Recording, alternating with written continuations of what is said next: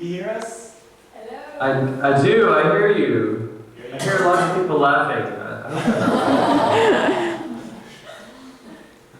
Thank you very much for your presentation. I just saw your video. Oh, great. I hope you enjoyed it. Sorry, I'm telling my children to stay in their rooms for a moment. Or at least to put some clothes on first before they come out. Great, so any questions from the audience?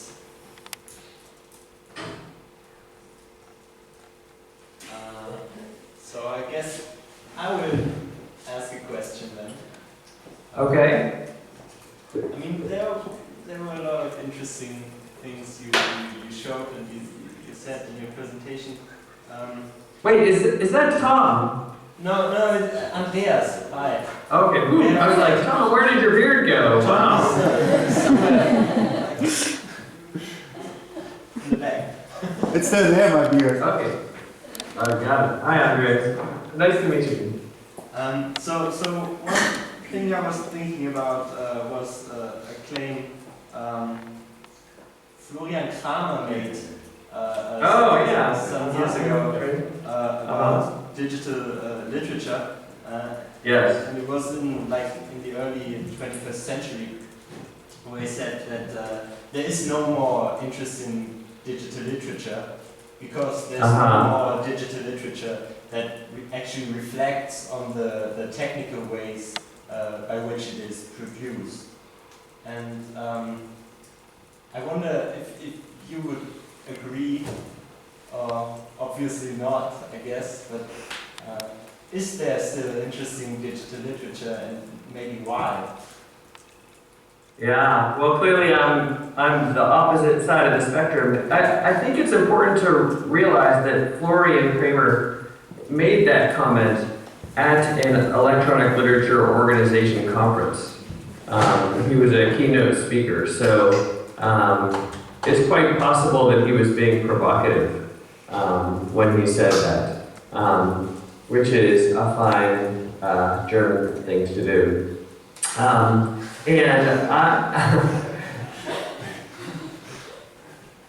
And so obviously, my experience is much more that there's simply been an explosion of electronic literature. Just to give you the short version of the story, I first started studying electronic literature in about 1993 at Brown University under George Landau.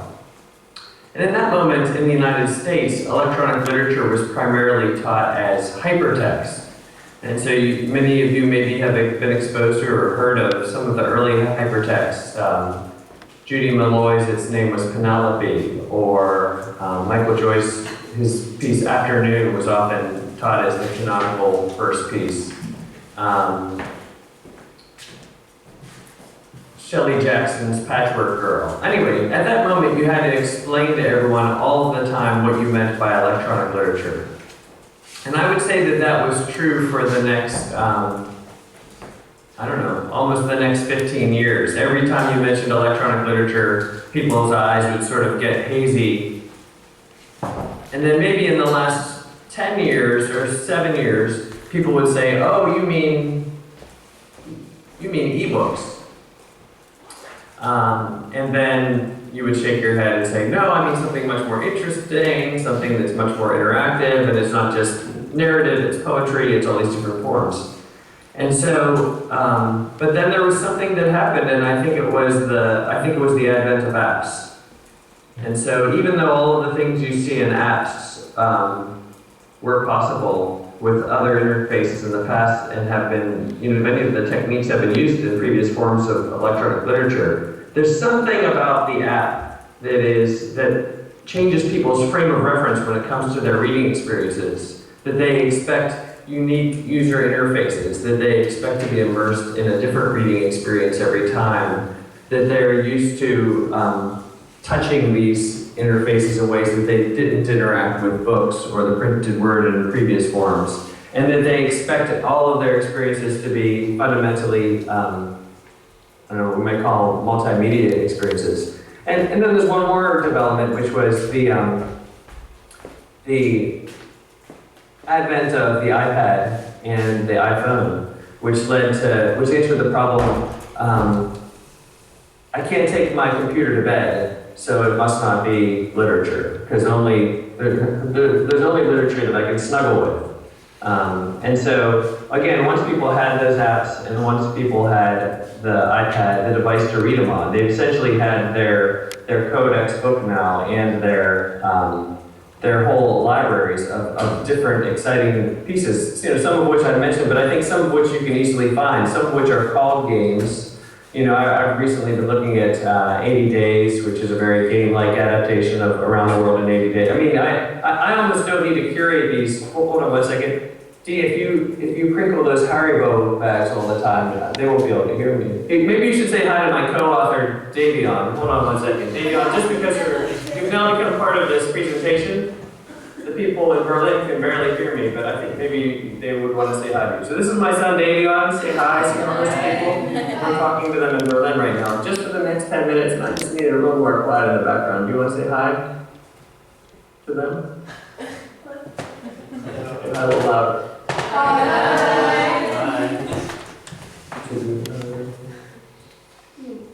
Alright, well, there we go. So this is Davion. He's my co-author, and Mr. Wallace in the Tangerine House. So, there's, and then a few more developments perhaps as well we should talk about, which is, more and more folks in the literary world learning to program. There's a wonderful work by, I don't think I mentioned it, by Nick Montfort called, for you poets out there, called Taroko Gorge, which is in some ways a very traditional poem structure that is a kind of ode to a national park in Tokyo. Well, he made a fairly accessible code. I mean, from the point of view of someone who's never written programs before, you can sort of see where all the pieces are. And then he made it publicly available, open source. And then other people, starting with Scott Redberg in Norway, and then just a series of other people, J.R. Carpenter, and then on out, went and took this code and adapted it and made their own poems out of this. Oh, and what I haven't mentioned is that these are not poems, they're infinite poem generators.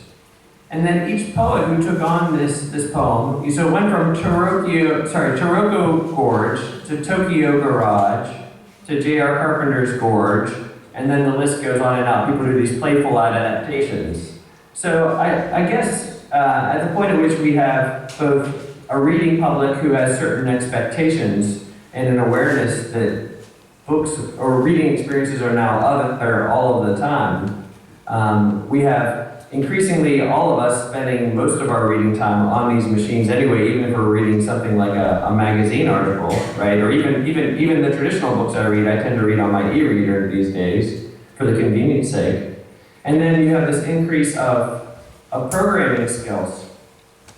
And then, to some extent, just to thinking about Florian's point, that then you have people like Anne Catherine Hales, who back in 2008 challenged everyone, or suggested that literature would now be everywhere, thanks to these tiny little devices we can take everywhere, thanks to location-based devices and things like that. And so then I almost feel like now that ebooks do a certain amount of initial work, web pages do a certain amount of initial experimental work. It's opened up people to do even more experimental things with electronic literature that take it, even further away from what we might expect the codex experience to be.